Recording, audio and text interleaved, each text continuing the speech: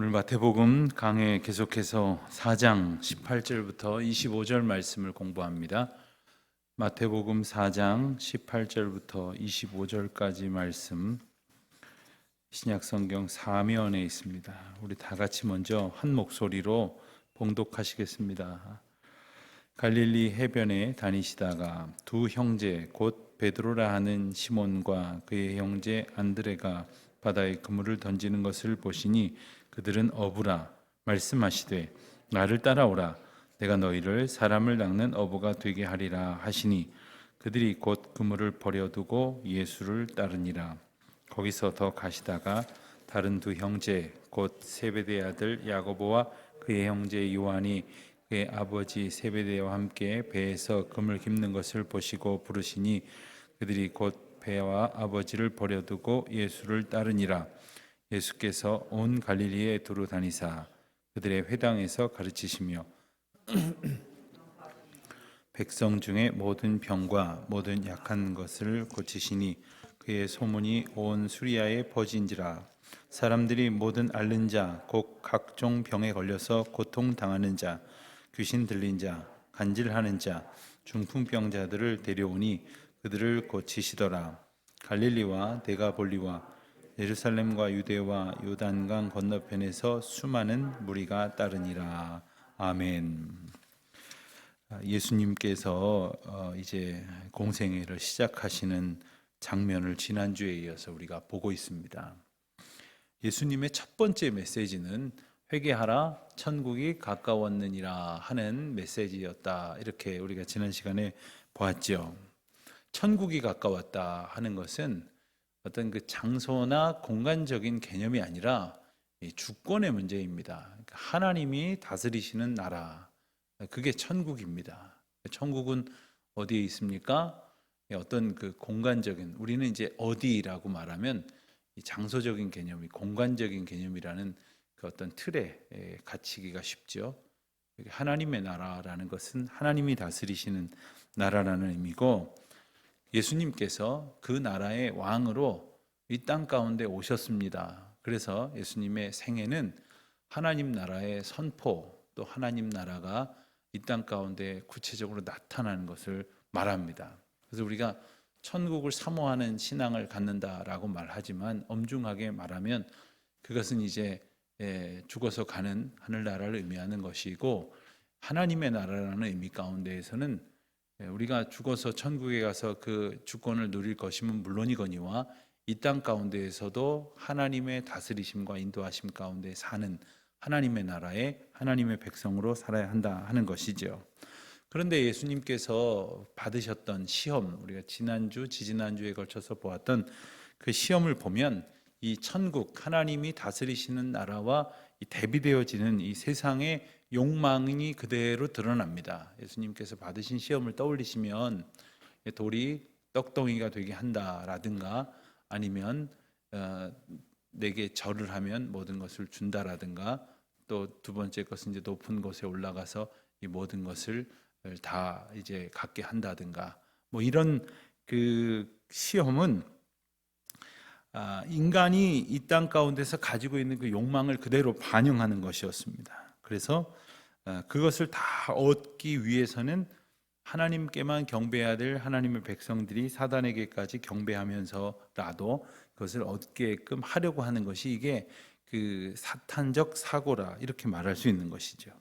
그렇지만 예수님께서는 이러한 그 사탄 마귀의 시험 앞에서 오직 하나님의 주권의 백성으로서 하나님께만 영광을 돌리는, 하나님께만 순종하는 모습으로 그 가운데 존재하심으로 말씀으로만 살고 또 하나님을 사랑하는 것만으로 자기 신의 삶을 붙드시고 또 하나님만 경배하고 섬기는 것으로 그 진정한 그 삶의 모습이 무엇인지를 모범으로 보여주셨습니다. 그리고 결국에는 예수님의 십자가라고 하는 것이 무엇입니까? 그 극한의 고난과 그리고 극심한 고통도 하나님의 다스리심 가운데에 있는 백성이 보여야 될 마땅한 태도, 그게 순종이지 않습니까? 그것으로 모든 인간들을 이렇게 옥죄고 있었던 이 사탄의 권세를 물리치셨습니다. 그래서 예수님은 이제 당신이 걸어가신 그 길로 이 땅에 하나님이 사랑하시는 백성들이 걸어갈 수 있도록 하시려고 이제 그 사역을 이제 시작하시는 것입니다. 오늘 말씀을 보니까 그 사역의 첫 번째 장면에 나오는 일은 바로 예수님께서 이 제자를 삼으시는 일이었습니다. 제자로 사람들을 부르시는 일이었습니다. 그런데 우리가 읽은 18절 말씀 처음을 보면 갈릴리 해변을 다니시다가 하셨어요. 그러니까 그냥 할 일 없이 시간이 남으셔서 이렇게 저렇게 배회하신 것이 아니라 사람을 찾으시기 위해서 구체적으로 그 걸음을 옮기셨다는 겁니다. 그런데 우리가 먼저 생각할 일은 왜 예수님께서 가장 먼저 하신 일이 제자들을 부르시는 일이었을까? 제자들이 없으면 예수님은 아무 일도 못 하시는 것일까? 아니면 제자들이 중요한 인물이 되어 주어야만 예수님께서 하시려고 하시는 일들이 완성되는 것일까? 그렇게 중요한 사람들이 필요했던 것일까? 근데 사실 제자들의 나중 모습을 보면 어땠습니까? 어리석었고 참 무지했으며, 그리고 하나님께서 이렇게 이끌어 가시는 그 방향대로 예수님의 말씀이라든가 예수님의 뜻이라든가 예수님께서 미리 예언하신 그 말씀 가운데에 이렇게 주목하지 못하고 있는 모습들을 우리가 많이 보지 않습니까? 게다가 결정적인 상황이 돼서는 두려움에 갇혀서 도망하기까지 했던 그런 모습들도 우리가 보게 됩니다. 물론 나중에 예수님 부활하신 후에 성령 받고는 좀 달라진 것 같긴 하지만 사실 제자들이 그렇게 썩 괜찮은 사람으로 그 자리매김을 했기 때문에 그런 사람들이 반드시 필요해서 예수님이 그 제자들을 삼으신 것이냐? 그건 아니라는 거죠. 제자들이 없으면 예수님 아무것도 하실 수 없으셔서가 아니라 제자들로 하여금, 그리고 그 제자들을 보면서 우리로 하여금 인생이 얼마나 연약하고 어리석은지를 깨닫게 하시는 것입니다. 그럼에도 불구하고 주님께서 이끌어 가시고 그 주님의 말씀을 들려주실 때 그 주님의 은혜로 말미암아 제자들이 새로워지고 또 우리들이 새로워질 수 있다고 하는 것을 제자들의 삶을 통해서 보여주신 것이다 라고 말할 수 있는 것입니다. 조금 전에 말씀드린 것처럼 18절에 보면 갈릴리 해변에 다니시다가 그랬는데, 이 일은 예수님께서 제자들을 찾아다니셨다라는 그 뜻으로 우리가 이해할 수 있습니다. 예수님께서 방을 붙이신 게 아니에요. 제자 모집, 오늘 오후 5시까지 마을 회관에다가 신청서를 내면 내일 아침 9시에 면접을 봐서 12를 뽑겠다, 뭐 이렇게 하신 것이 아니라 예수님께서 구체적으로 이렇게 찾아다니셨어요. 그러니까 사실 이 제자를 삼으시는데 이 제자들이 특별히 어떤 노력을 기울였다고 보기는 어려워요. 그런데 그렇게 하시는 것은 그 자체가 메시지가 있는 것 아니겠습니까? 이게 하나님의 관심을 보여주시는 것이에요. 예수님께서 오셔서 하나님의 마음을 보여주시는 것이다. 무엇이냐? 바로 하나님이 사랑하시는 사람을 이렇게 찾아다니시는 거예요. 찾아가시는 거예요. 우리도 마찬가지지 않습니까? 사실 우리가 의롭게 살다가 이 정도면 하나님의 사람 될 만하다 스스로 여겨서 하나님 앞에 자원하여 나온 것이 아니라 하나님께서 어느 날 우리를 이렇게 찾아주셨잖아요. 만나주셨잖아요. 오래전에 제가 그 자녀 기도회라는 그 프로그램을 담당을 하고 있을 때 그 이제 기도 제목을 조그맣게 써서 내게 하고 그것을 모아서 이제 같이 기도하곤 했는데, 한 분이 거의 3년을 오셨는데 매일 똑같은 기도 제목을 내시는 거예요. 다른 분들 같으면 뭐 아이가 뭐 시험을 칩니다, 뭐 요즘 건강이 안 좋습니다, 뭐 이런 저런 여러 가지 그 자녀의 상황에 따른 기도 제목이 바뀌지 않습니까? 근데 이분은 똑같아서 제가 기억을 해요. 뭐라고 하느냐면, 하나님 우리 아들 좀 제발 만나주세요. 3년을 아주 그냥 똑같은 제목을 그렇게 쓰셨어요. 사실은 내가 아무리 애를 써도 안 되는 게 있어요. 내가 아무리 전도하고 뭐 기도해 주고 또 뭐 이렇게 교회로 가라고 이렇게 권면하고 또 여러 가지로 내가 가르치고 한다고 해도 잘 안 되는 게 있지만, 하나님께서 내 아들, 내 딸, 또 우리 구역 식구들, 또 내가 전도하고 싶은 어떤 분, 하나님께서 구체적으로 찾아가 만나주시는 그 은혜를 베풀어 주셔야만 하나님께서 그의 마음을 여시고 그 안에 들어가셔서 그와 더불어 그의 백성을 삼으시지 않습니까? 근데 또 반대로 놓고 보면 어떤 사람은 그렇게 간절하게 기도해야만 하는 그런 상황일 경우도 있는데, 우리는 뭐 잘한 거 특별히 없을 터인데 하나님께서 우리를 찾아와 주셨고, 그리고 우리와 함께 해 주셔서 우리가 주님의 백성이 되었다고 하는 것은 참으로 생각할수록 참 큰 은혜가 아닐 수 없습니다. 누가복음 15장에 보면 한 영혼 한 영혼을 찾으시는 하나님의 마음을 보여주시는 대단히 중요한 세 가지 연속되는 이야기가 있습니다. 누가복음 15장에는 잃어버린 세 가지에 관한 비유가 이렇게 시리즈로 마치 나오는데, 처음에는 어린 양을 찾아 다니시는 목자의 이야기죠.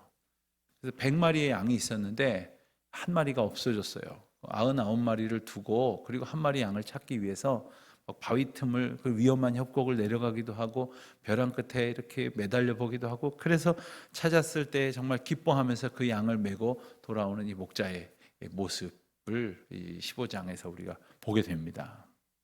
두 번째 이야기는 또 우리가 잘 아는 것처럼 한 사람이 10드라크마의 동전을 가지고 있었어요.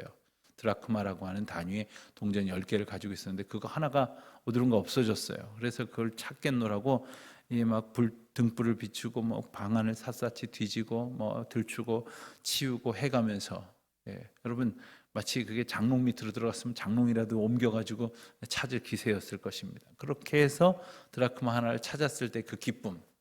그리고 세 번째는 또 뭐죠?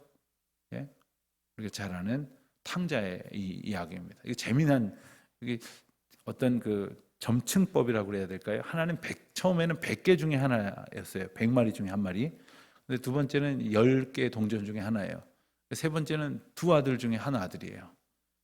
그러나 얼마나 귀합니까?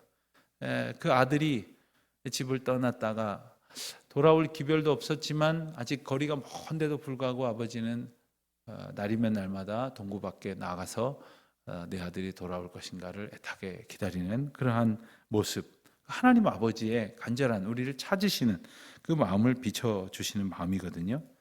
사실 예수님께서 사역을 다 마치시고 제자들과 사람들에게 뭐라고 말씀하십니까? 한 영혼 한 영혼에 대한 귀한 사명을 명령하시잖아요. 땅끝까지 이르러 내 증인이 되라. 주의 백성들을 찾아 만나서 제자를 삼고 아버지와 아들과 성령의 이름으로 세례를 주고 땅끝까지 이르러 그들도 함께 증인이 되게 하시는 그 하나님의 마음, 그것이 바로 하나님께서 한 사람 한 사람을 찾으시는 그 관심인 것이죠. 사실 하나님 나라의 확장의 가장 중요한 요건은 하나님이 찾으시는 한 사람, 또한 하나님이 찾으시는 그 한 사람 한 사람을 향하여 하나님이 가지셨던 그 마음, 그 헌신된 사람을 필요로 하는 것입니다. 사실 교회가 영적으로 건강하게 선다고 하는 것은 교인들의 관심이 다 여기에 있어야 돼요. 모든 교인들의 관심이 한 영혼 한 영혼. 사실 그러다 보면은 겹치는 부분도 있지만 모든 사람들이 한 영혼 한 영혼에 관심을 가지면 아마 교회 안에서 아무도 나에게 관심을 보여주지 않는다고 섭섭해하는 사람은 아마 줄어들고 그런 사람이 이제 없게 될 겁니다. 그런데 특히 코로나 시점에 보면은 그런 생각이 들지 않습니까? 누가 보이지도 않는 것 같고 또 때로는 무슨 사정이 있겠거니 하지만 우리가 또 여러 가지 어려움 속에서 이렇게 서로를 돌아보기 어려운 부분들이 분명히 있어요.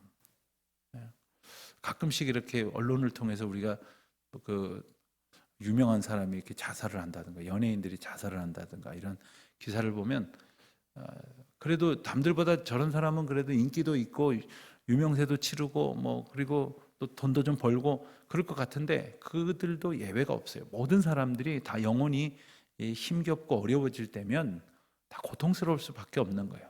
언제나 죽음을 생각할 수밖에 없을 정도로 이렇게 절망 가운데 빠지게 되겠지요. 그런데 우리 모두가 다 모든 사람들이 정말 한 영혼 한 영혼에 대한 관심을 가진, 저는 우리 교회가 예를 들어서 어떤 분이 물론 마스크를 써서 잘 구별 못할지도 모르겠지만 낯선 분이 한 분 예를 들어서 공동체에 나타났다.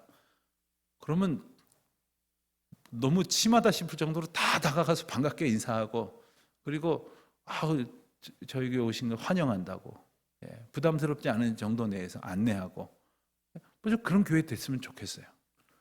뭐 그러면 부담스러워할까 봐서 미리 그렇게 생각을 하는지 아무도 관심을 안 가져줘요. 오거나 말거나. 그냥 내 편한 사람하고만 지내면 되는 겁니까? 그렇지 않거든요. 우리 교회는 어떤 이렇게 공동체의 인적 구성의 사이즈로 보면 그냥 서로 다 알아도 뭐 좀 이상하지 않을 정도의 이상적인 교회 규모예요. 그런데 실상은 여러분들 아마 여러분들의 모습을 보시더라도 아마 짐작이 되실 텐데, 어떤 사람하고는 한 번도 얘기 안 해보신 분들도 계실 거예요. 어떤 분들하고는 뭐 늘 친하게 지내지만 또 어떤 분들하고는 그냥 인사도 제대로 못 나눠본 분들도 많으실 거예요. 그러나 우리가 그냥 인간적인 교제를 위해서가 아니라 하나님의 마음으로 한 영혼 한 영혼을 돌아보는 그러한 찾으시는 하나님의 그 마음을 가질 수 있게 되기를 바랍니다. 이 말씀 준비하면서 저도 오늘 그런 생각을 많이 했어요. 그리고 우리 교우들을 또 떠올려 보면서 또 기도하면서 생각도 많이 했어요. 그리고 또 어떤 분들은 참 뵌 지가 오래됐다 이런 생각도 해보게 되고, 또 한두 분은 또 이렇게 전화 통화도 좀 하고 그랬어요. 그런데 이게 사실 잘 안 되더라고요. 왜 안 되느냐? 이게 내 마음으로 사니까 잘 안 돼요. 하나님의 마음으로 살려고 할 때 이게 이제 비로소 되는 겁니다. 기도하는 마음으로. 또 우리 장로님들, 또 우리 권사님들, 또 직분 받으신 분들, 또 구역장을 맡으시고 그런 분들은 물론이고, 그렇지 않은 모든 분들이 할지라도 우리가 하나님의 마음, 또 예수 그리스도의 마음을 품고 한 영혼 한 영혼을 찾으시는 그 하나님의 그 인도하심에 합당한 그런 삶을 살아가는 우리 모두가 되시길 바랍니다. 이 복음서를 종합해서 보면은 예수님께서 제자를 부르시는 장면이 여러 가지로 나옵니다. 가령 마가복음을 기준으로 보면 예수님께서 처음에 이제 그 바닷가에서 오늘 본문처럼 부르시는 이야기가 나오고, 그리고 세관에 앉으신 레위를 부르시는 이야기가 나오고, 또 나머지 제자들을 부르시는 이야기가 나와요. 또 복음서에 보면 그와 같은 형태 속에서 이렇게 장면들이 이렇게 겹치는 부분도 있고 또 나뉘어지는 부분도 있습니다. 어떤 복음서에서는 이런 사람들을 부르시고 또 어떤 복음서에서는 또 다른 사람을 부르시는 기사가 나오기도 합니다. 그런 부르시는 내용들을 종합해 보면 예수님께서 부르시는 일에 한 5가지 정도, 대략 5가지 정도의 목적을 보이셨다는 것을 알게 됩니다. 이거는 우리한테도 대단히 중요한 일이에요. 우리도 그와 같은 목적 가운데서 부르셨다 이렇게 이해할 수 있기 때문에 그렇습니다. 제일 먼저는 요한복음 1장에서 보면은 예수님께서 제자들을 부르시면서 하나님의 백성을 삼으시면서 구원의 은혜와 그리고 믿음을 주시려고 부르셨다 하는 그 목적을 나타내세요. 그러니까 우리를 부르신 이유도 마찬가지예요. 우리를 죄 가운데서 죽음 가운데서 구원하시려고 하는 목적이 있고, 그리고 하나님께서 우리로 하여금 그러한 그 삶, 그런 생각을 가지고 살아가기 위해서는 믿음이 필요한 거예요. 우리가 이 세상을 헤쳐가야 되는 그러한 돌파할 수 있는 능력이 필요한데 그것이 바로 믿음으로 주신 것이죠. 그래서 구원과 믿음을 주시려고 부르셨다는 것을 첫 번째로 기억할 수 있겠고, 그런가 하면 마태복음 4장 오늘 말씀에서는 이제 우리가 또 보게 되는 것처럼 예수님께서 우리를 그 하나님께서 주신 그 은혜의 사역 가운데에 이제 증인으로 사람을 낚는 어부가 된다는 말씀은 뭐겠어요? 예수님이 하실 일을 우리로 하게 하시는 그 증인된 삶을 살게 하시려고 하는 그 귀한 목적이 있다는 것을 우리가 또 알게 됩니다. 세 번째로 생각할 수 있는 것은 누가복음에 가서 보면 누가복음 5장에서 예수님께서 모든 것을 이렇게 내려놓고 이 땅 가운데 오신 분이시지만 예수님께서 제자들을 이렇게 부르시면서 오늘 본문에도 나오지요. 그물과 아비를 버려두고 쫓으니라 하였던 것을 통해서 자기가 구원의 길로 가기 위해서 오히려 붙들고 있으면 안 될 것들을 내려놓게 하시는 또 다른 의미의 목적이 있음을 알려주세요. 그리고 이제 마가복음 3장에 가서 보면 예수님께서 그 3가지 목적을 한 장면에서 말씀을 하십니다. 마가복음 3장에 보면 12제자의 이름도 쭉 기록이 되면서 세 가지 목적을 나타내 주시는데, 첫 번째는 예수님과 제자들이 함께 있게 하시려고 그러셨다 그랬고요. 두 번째는 전도도 하게 하시려고 했다 그랬고, 세 번째는 귀신을 내어 쫓는 권세를 주시기 위해서 부르셨다고 말씀을 하셨어요. 그러니까 우리에게 이 모든 것을 다 포괄해 보신다면, 하나님의 백성으로 살게 하시려고 죄 가운데서 구원하셨고, 그리고 이 세상을 믿음으로 살게 하시려고 믿음 주시기 위해 부르셨고, 또 그리고 예수 그리스도께서 걸어가신 길로 복음의 증인으로 살게 하시기 위하여 여러 가지 권세와 능력을 주시기 위해서 우리를 부르셨다는 거예요. 그걸 우리에게 적용을 해본다면, 우리를 부르신 이유는, 자, 여기서 괄호를 하나 열고 사람들의 생각은 뭐겠어요? 우리를 부르신 이유는 하고 속으로 생각을 하기를, 주님이 내 소원을 좀 들어주시고 내가 원하는 것을 좀 달라고 부탁드린 걸 좀 주시고, 뭐 이런 식으로 생각을 하고 싶지만, 하나님께서 우리를 부르시고 우리를 하나님의 백성 삼으신 궁극적인 이유는 바로 하나님의 귀한 일을 감당하게 하시려는 것이다.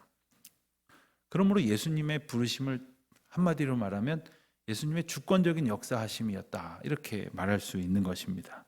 우리도 마찬가지죠. 교회도 마찬가지입니다. 그렇기 때문에 나는 예수님의 부르심과 인도하심에 있다, 가운데 있다. 또 교회도 하나님의 부르심 가운데 있다, 하나님의 인도하심 가운데 있다. 이것을 반드시 기억해야 할 것입니다. 저는 아마 지난 7년 동안 제가 우리 교회 목회를 하면서 우리 교인들이 아닌 분들에게 우리 교회에 대해서 들은 질문 중에 가장 많이 들은 질문은 이것이었을 것이라고 생각이 들어요. 그 교회 이사 언제 가요? 제가 지금 아주 약간 좀 이렇게 표정 관리가 안 될 정도로 너무너무 많이 듣고 하도 대답을 해서, 그러나 이제 뭐 여러 가지로 설명을 합니다만 제가 간단하게 답할 수 있는 건 그거예요. 나도 몰라요. 저도 모릅니다. 왜냐하면 이게 저희들이 할 수 있는 영역이라기보다는 그걸 넘어서는 거예요. 저희들이 할 수 있는 부분으로는 이걸 완성할 수가 없어요. 아시다시피 우리 교원들 대강 아시다시피 하나님이 인도하시고 이끌어 주시고 기회를 주시고 하나님이 그 하나님의 역사를 펼쳐 주셔야 돼요. 다만 우리는 하나님이 그 일을 이루시기에 합당한 준비가 되어 있어야 돼요. 준비가.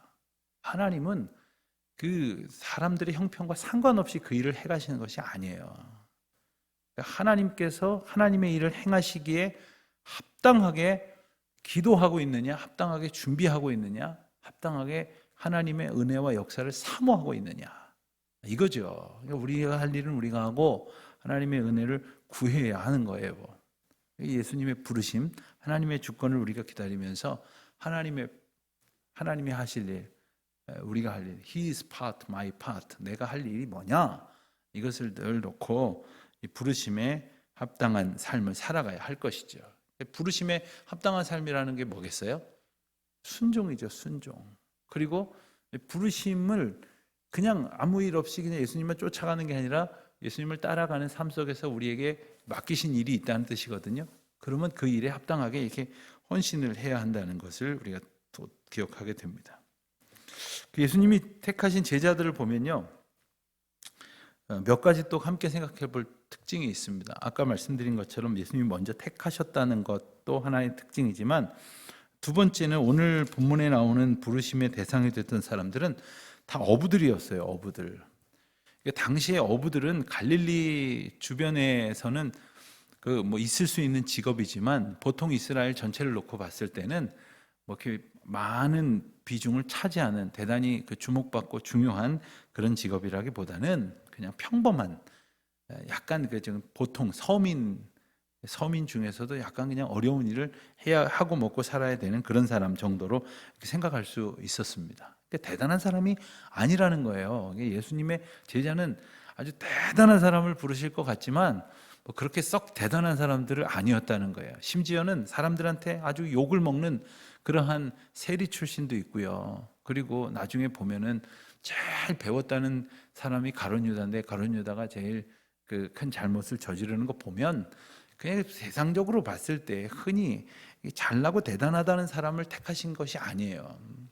하나님께서 하나님의 뜻에 순종하는 사람을 통해서 하나님의 역사를 이루어 가실 때 미련한 자들을 택하셔서 지혜 있다 하는 자들 부끄럽게 하신다 그랬어요. 때로는 아주 가난하고 연약하고 보잘것없는 사람을 택하셔서 있다 생각하는 사람을 부끄럽게 하신다고 하셨어요. 그러니까 오직 내가 있는 것으로 나를 높이는 것이 아니라 내가 없는 것으로 오히려 하나님 앞에 겸손할 수 있는 그런 사람이 되는 것이 그 부르심에 합당한 사람이 될 수 있는 비결일 것입니다. 또 한 가지, 세 번째로 택하신 제자들의 특징을 본다면 오늘 본문을 통해서도 우리가 봤지만 그냥 할 일 없이 빈둥거리고 놀고 있는 사람을 택하신 것이 아니라 그 어부로서의 자기 일을 성실히 하고 있는 사람들을 부르셨다는 거예요.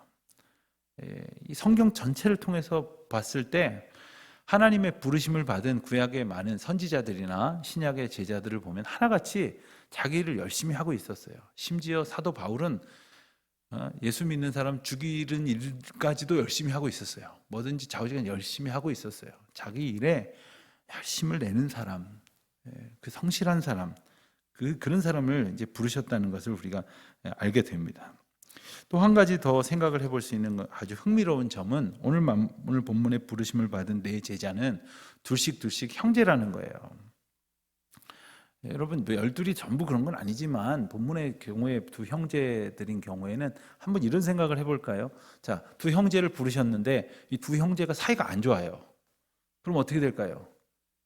부르셨을 때 아마 형이 가는 길은 내가 죽어도 안 따라가, 내지는 저놈이 가는 길이라면 난 안 가, 이런 생각을 만약에 하고 있었더라면 같이 안 왔을 거예요. 그런데 오히려 둘 중에 형은 따라가야겠어 라는 생각이 들었을지 몰라도 동생은 이게 뭐지? 가야 되는 거야 말아야 되는 거야 이렇지만 형이 간다니까 또 따라왔을지도 모르겠어요. 어쨌든 이 관계를 통해서 하나님께서 많은 일들을 이루어 가신다는 것을 우리가 보지 않습니까? 우리가 전도하는 것도 소위 그 관계적 전도예요.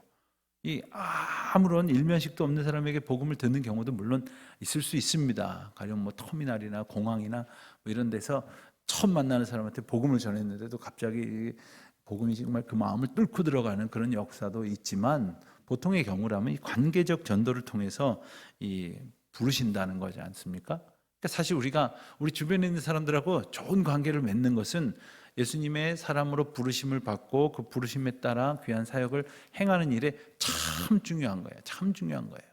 그래서 가령 이렇게 전도를 딱 하려고 그랬더니 난 그거 내용은 모르지만 앞집 누구 엄마가 나보고 해보라는 건 난 무조건 할게. 내가 당신하고 앞뒷집 살면서 지금까지 20년을 살면서 내가 당신 같은 사람을 본 적 없는데 당신이 가자면 내가 좀 어디라도 쫓아갈 거고 뭐 당신이 좋다는 물건이면 무조건 살 거고 당신이 가자는 데면 그럼 어디라도 내가 갈 테니까 교회 가자면 가겠다고 왜 이제서 얘기하는지 섭섭하다고 할 정도로 이 관계적인 것을 통해서 많은 것이 이루어질 것입니다. 근데 예수님께서 부르셨을 때 어떤 표현이 나옵니까? 22절 보니까 그들이 곧 배와 아버지를 버려두고 예수를 따르니라. 여기서 곧이라고 하는 말은 즉각적인 것을 의미하는 거예요. 그러니까 고민 좀 해보고요. 내지는 내일부터 따라갈 테니까 오늘은 좀 뭘 좀 정리하고요. 내가 좀 하던 일이 있으니까 다음 달쯤 따라가겠습니다. 이게 아니라 즉각적으로 반응했다고 하는 것. 여러분, 우리가 어떤 그 가장 좋은 것을 딱 만났다고 하면 아마 즉각적으로 반응하지 않을 수 없을 것입니다. 그러니까 복음의 아주 소중함을 분명히 깨달은 것이죠. 그리고 버려두고 따라갔다라는 것, 사실 어떤 의미에서 보면 이게 무슨 아버지도 몰라보고 뭐 자기가 하던 것도 소중히 여기지 않고 그랬다고 생각할런지 모르지만 여기서 말하는 의미는 분명히 그 길로 갔다라는 뜻이에요. 분명히 그 길로 갔다. 요즘은 이제 내비게이션이 있어가지고 어느 길로 가면 막히고 어느 길로 가면 안 막히는 거가 이렇게 이제 보여주지 않습니까?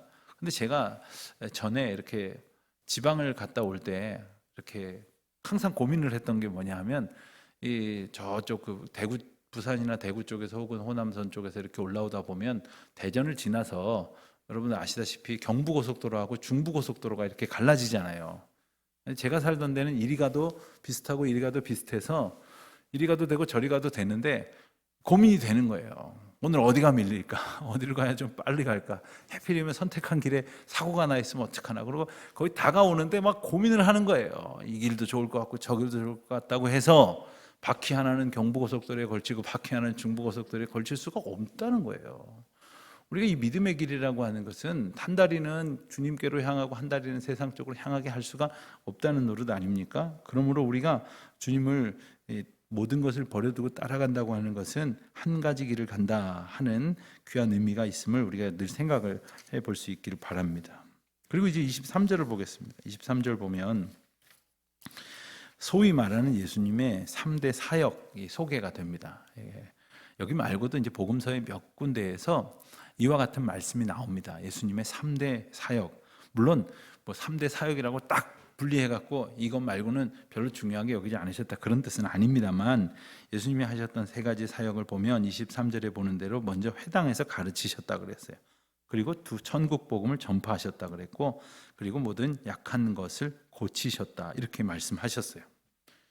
가르치셨다는 것, 회당에서 가르치셨다고 하는 것, 우리가 사실은 이제 하나님 말씀을 이렇게 배워야 되지 않습니까? 우리가 하나님 말씀 좀 알아야 돼요.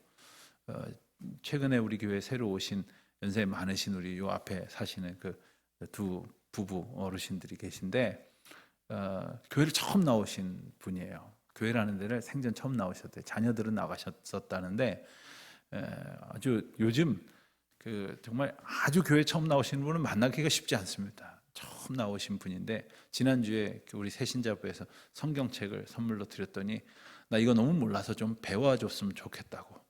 그래서 제가 한 주간 동안 제가 고민을 하고 있었어요. 제가 저 두 분에게 어떤 분이 좀 성경을 조금 가르쳐 드리면 좋을까, 오히려 교역자가 아닌 분 중에서 하면 어떨까 하는 생각을 하면서 제가 좀 기도를 하고 있는데, 배우고 싶어 하는 마음이 드시는 건 뭐냐면 하나님 말씀 먼저 알고 싶어 하시는 거거든요. 하나님 말씀을 우리가 배워야 돼요. 덮어놓고 믿어서는 안 돼요. 펼쳐놓고 한 절 한 절 짚어가면서 할 수 있는 대로 배워야 되죠. 예수님께서 회당에 가서 가르치셨어요. 근데 회당은 사실 어떤 의미가 있는 곳이냐면 성전하고는 다른 의미예요. 성전은 예루살렘에만 있었지만 회당은 사실 그 기원을 찾아보면 성경 어느 순간부터 회당이 나오기 시작을 하는데, 아마도 바벨론 포로기 시절에 그들이 성전에 올 수 없으니까 그곳에서 모여있던 그 지역마다 모여있던 그 신앙 공동체들이 모였던 곳이 회당의 기원이라고 이렇게 말할 수가 있습니다. 회당은 그렇게 지역마다 동네마다 유대인들이 모여 살던 그런 곳이었어요. 그래서 동네마다 사람들이 모이면 우선 회당부터 짓고, 그래서 그들은 지금도 유대인들이 모이는 곳에는 회당부터 지어요.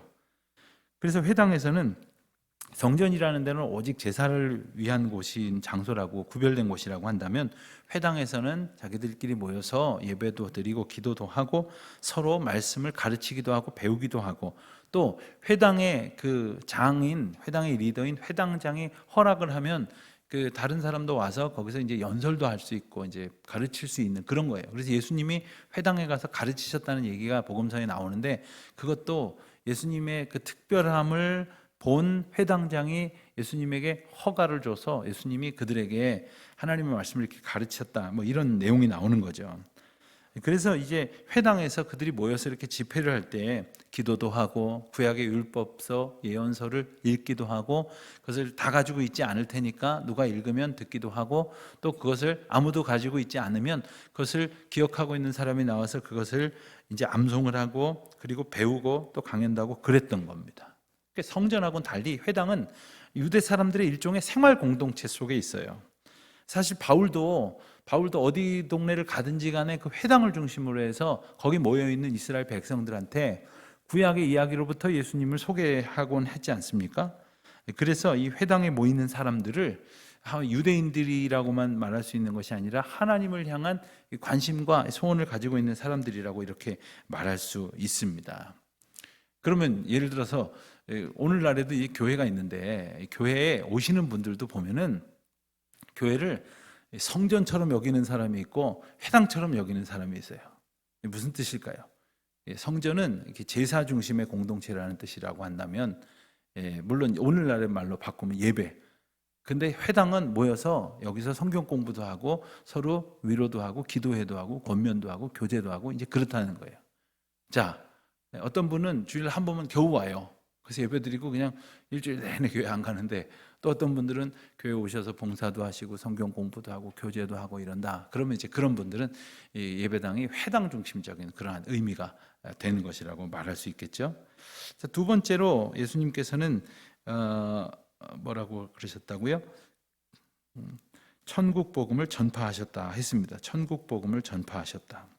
천국 복음을 전파하시는 것은 아직까지 이것을 듣지 못한 사람들에게 선포하셨다는 거예요.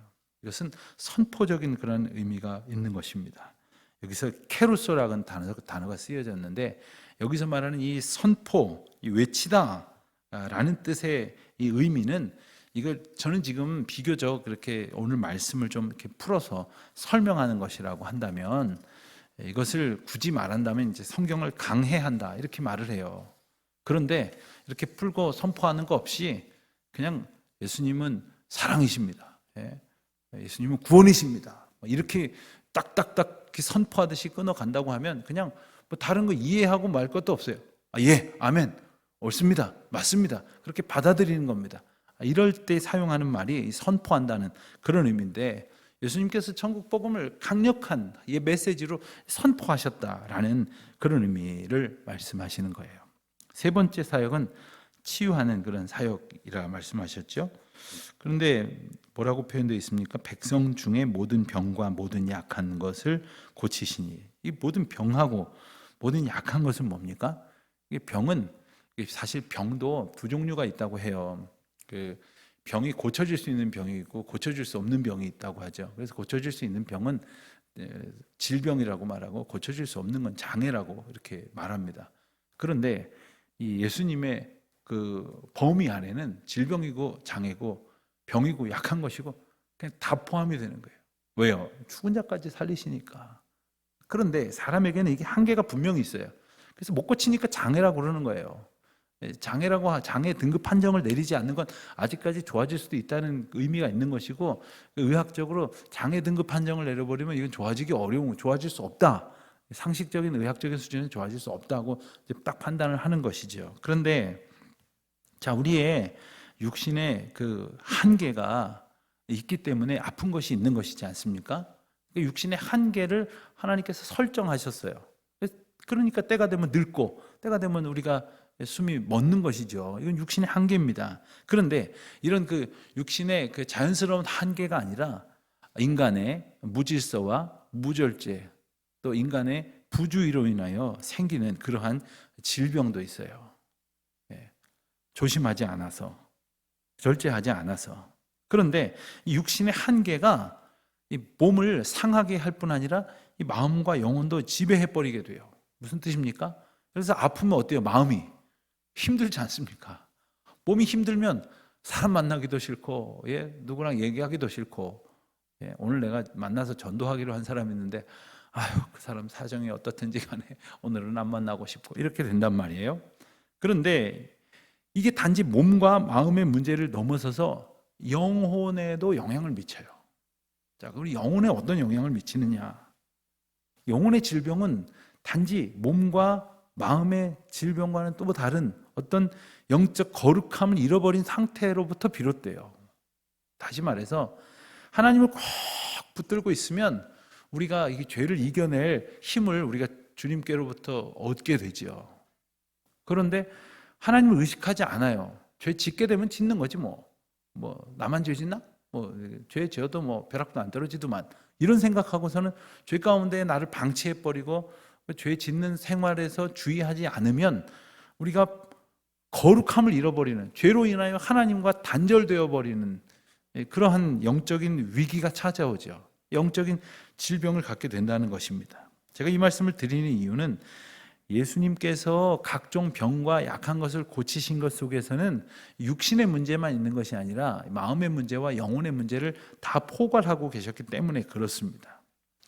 예수님께서 사람들 병을 고치신 이유가 뭘까요? 우선 예수님께서 고치시는 치유의 사건을 통해서 우리가 알 수 있는 네 가지를 먼저 생각을 해봤으면 좋겠어요. 첫째, 우리가 알 수 있는 것은 예수님 병을 고치셨어요. 그러면 그 사람들이 뭘 알았을까요? 우와, 저분은 도대체 누구야? 저분은 보통 사람이 아니네. 이걸 알았겠지요. 저분 정말 하나님이신가 봐. 저분이 우리가 기다렸던, 그리고 구약 성경이 예언했던 메시아가 맞나 봐. 이렇게 생각을 하게 되는 것이죠. 예수님의 치유의 사건을 통해서 사람들은 이것을 알게 됐어요. 자, 두 번째로 우리가 알 수 있는 것은 뭐냐면 예수님께서 병든 자들을 불쌍히 여기셨다는 것을 알게 됩니다. 예수님께서 불쌍히 여기시사 그들을 고쳐주셨다고 했어요. 불쌍히 여기시사.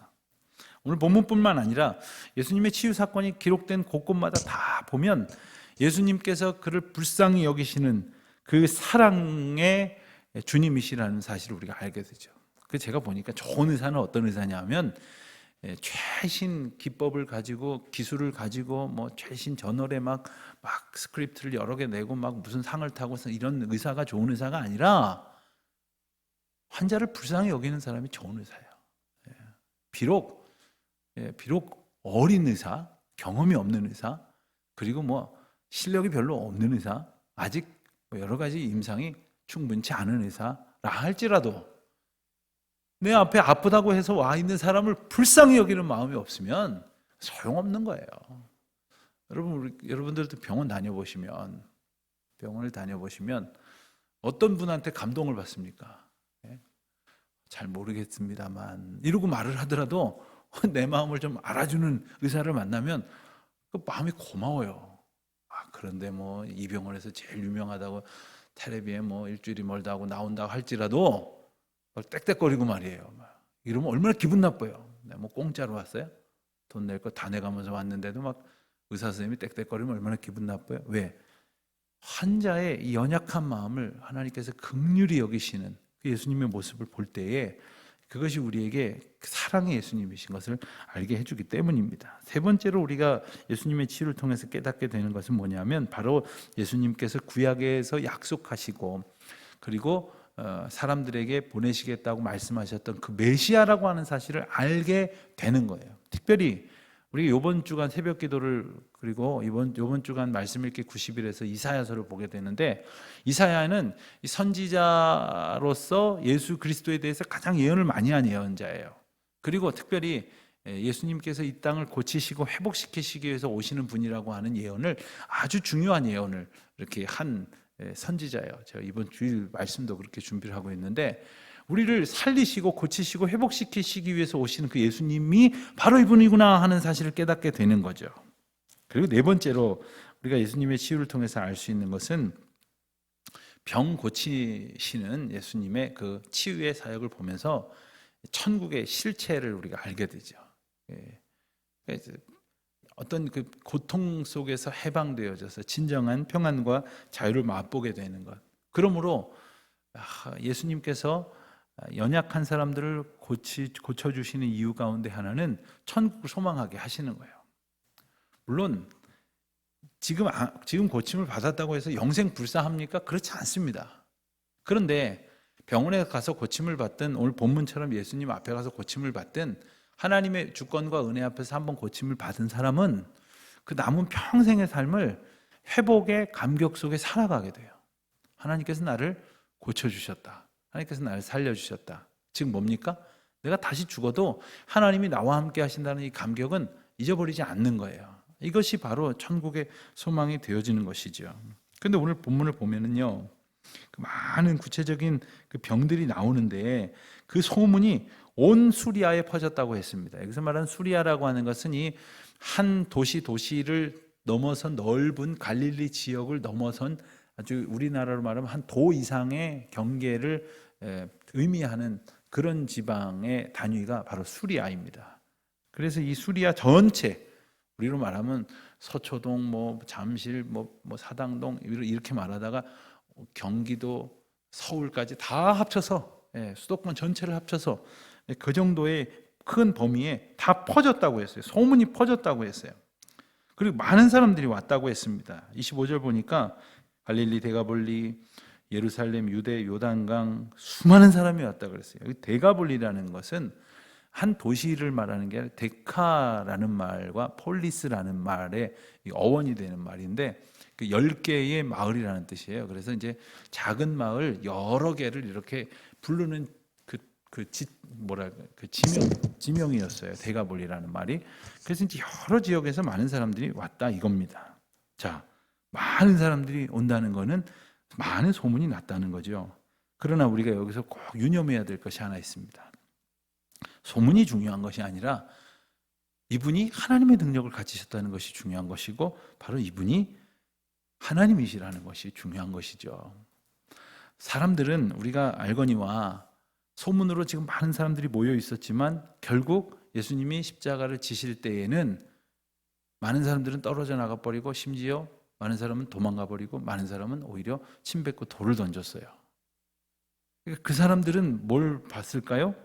고쳐주시는 분, 그리고 나한테 정치적인 해방을 주시는 분, 배고픔을 명쾌해 주시는 분, 이런 사람으로만 봤기 때문에 당장 그런 것들을 못하는 이런 비참하게 사형을 당하기 위해서 끌려가는 분으로 보이니까 등을 돌리고 돌을 던졌을 것이죠.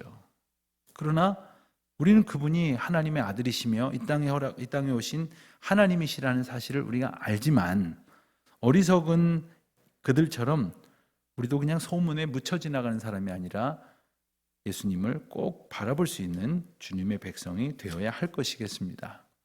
그와 함께 우리는 그저 단지 기적을 바라는 믿음이 아니라 그리스도의 임재를 기쁨으로 경험하는 그러한 믿음을 가져야 할 것이겠습니다.